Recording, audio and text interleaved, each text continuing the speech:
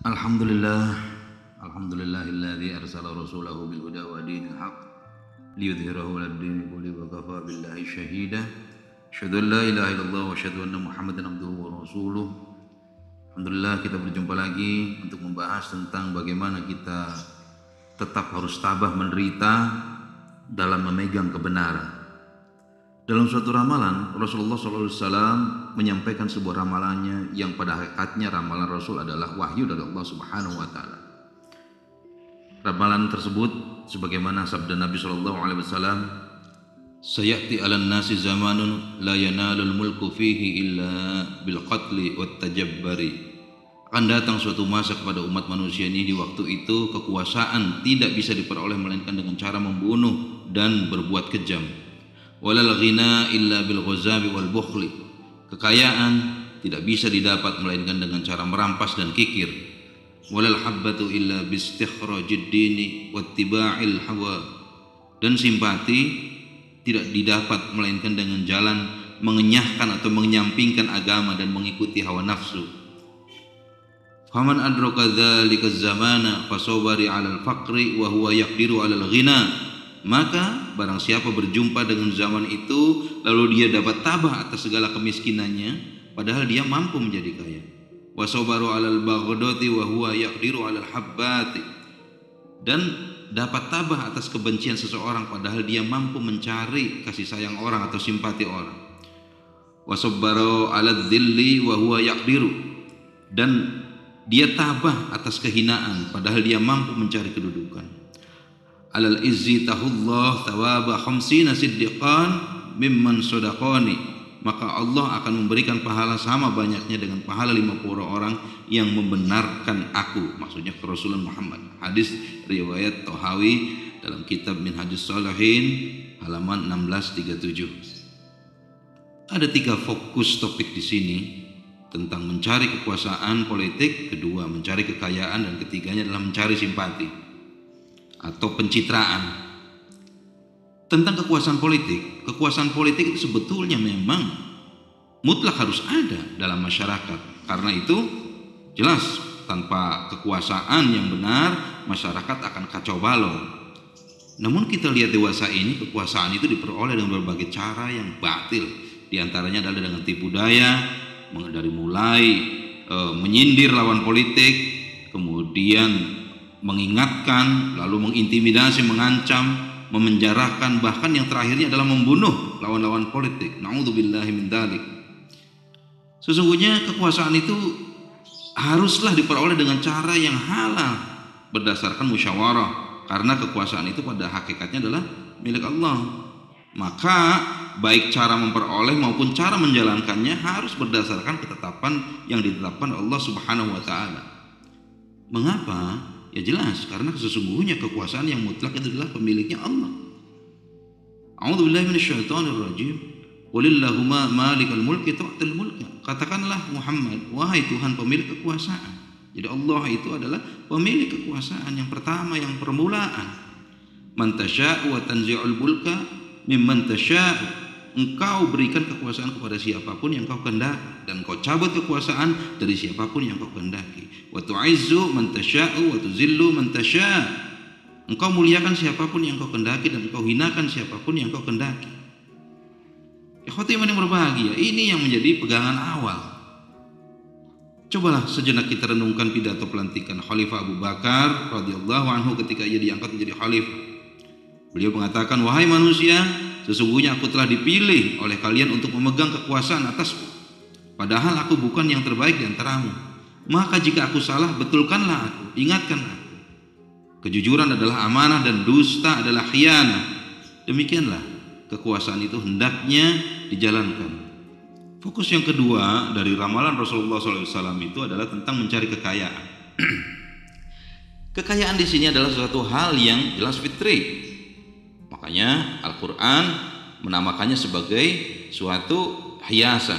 Sebagaimana firman Allah, Zuyyina lin-nasi hubbus syahwati minan nisa'i wal banina wal qanatiril muqantarati minad dhahabi wal fiddah wal qanatiril muqantarati minad dhahabi wal fiddati wal khailil musawwamati wal an'ami wal harth dzalika mata'ul hayatid dunya wallahu indahu husnul ma'ab. Dijadikan terasa indah dalam pandangan manusia, cinta terhadap apa-apa yang dia inginkan berupa perempuan-perempuan, anak-anak, harta benda yang bertumpuk dalam bentuk emas dan perak, kuda pilihan, hewan ternak, dan sawah ladang. Itulah hayatud dunya, itulah kesenangan hidup di dunia. Dan di sisi Allah lah tempat kembali yang baik. Ali Imran ayat 14.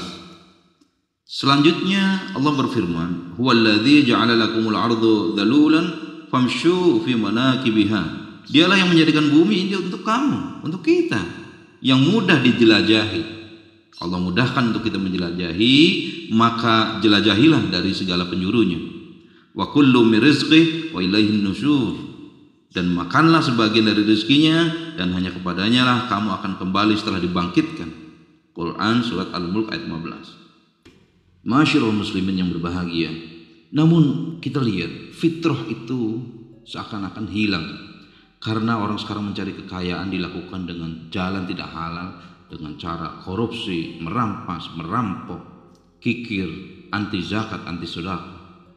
Maka tentu banyak sekali musibah yang nanti akan menimpa kita. Tentang bab kikir ini Rasulullah mengingatkan secara khusus bahwa itu bisa menjadi penyebab kehancuran umat. Rasulullah SAW bersabda dalam hadis riwayat Muslim, "Ittaqus syuhha fa inna syuhha ahlaka man kana qablakum." Jauhilah sikap kikir, karena kikir itu telah menghancurkan umat sebelum kamu. Lalu kita perhatikan lagi tentang bahayanya korupsi, orang yang menggunakan kekuasaannya untuk korup. Rasulullah SAW bersabda dalam hal ini, "Man asta'malnahu minkum ala amali fakatamana mihyatan fama fawqahu kana ghululan ya'ti bihi yaumal qiyamah." Barang siapa di antara kalian yang kami tugaskan untuk suatu jabatan, lalu ia menyembunyikan dari kami sebatang jarum atau lebih dari itu, maka itu adalah ghulul. Itu adalah belenggu yang akan membelenggu kalian, atau karena dari harta korupsi tadi yang akan dia bawa pada hari kiamat. Ikhwatu iman yang dirahmati Allah, yang ketiga adalah fokus tentang bagaimana mendapat simpati. Dalam hal ini Rasulullah menjelaskan simpati terkait dengan persoalan cinta dan dicintai itu, bahwa al-mar'u ma'a man ahabba, bahwa seseorang itu akan bersama-sama dengan orang yang dia cintai. Rasa cinta dan ingin dicintai jelas ini adalah juga merupakan fitrah atau naluri manusia. Namun banyak rasa cinta atau simpati itu diperoleh dengan cara tipu daya, tipu muslihat, dan pencitraan. Sungguh ini merupakan jalan-jalan yang haram, yang merupakan pengelabuan masyarakat atau kebohongan publik. Ya.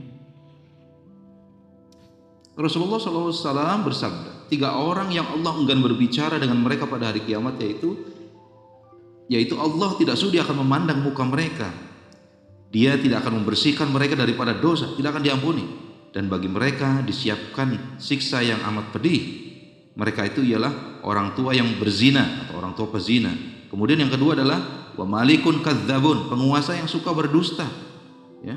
Lalu yang ketiganya adalah fakir miskin yang sombong. Zaman sekarang, innalillahi wa inna ilaihi raji'un. Tidak ragu dan tidak malu seseorang ingin mendapatkan jabatan, untuk mendapatkan pemimpin, dia berpura-pura memainkan melodrama, bikin seperti sinetron-sinetron pendek. Dia berpura-pura jadi kuli, berpura-pura jadi kernet atau kondektur. Kemudian ada lagi yang kemudian dia masuk ke tempat-tempat kotor, seolah-olah dia adalah tipe-tipe orang yang dicintai rakyat dan mencintai rakyat. Padahal itu adalah bagian dari sinetron-sinetron politik saja. Untuk itu kita wajib menjauhkan diri dan minta dilindungi dari pemimpin semacam ini. Rasulullah SAW bersabda, "Ayyuma ra'in ghasya ra'iyatahu fahuwa finnar." Siapapun pemimpin yang menipu rakyatnya, maka tempatnya adalah finnar, di neraka. Hadis riwayat Ahmad. Oleh karenanya terhadap 3 peringatan tadi, ya, Nabi memberi solusi atas persoalan ini itu dengan kesabaran. Dalam arti kata, kita harus tadi dalam hadis tadi disebutkan menguasai hawa nafsu kita melalui kode-kode agama. Barang siapa yang dapat menguasai nafsunya melalui 3 hal tersebut, maka akan dijamin diberi pahala sebanyak 50 orang yang tergolong siddiqin. Wallahu a'lam bishawab. Assalamualaikum warahmatullahi wabarakatuh.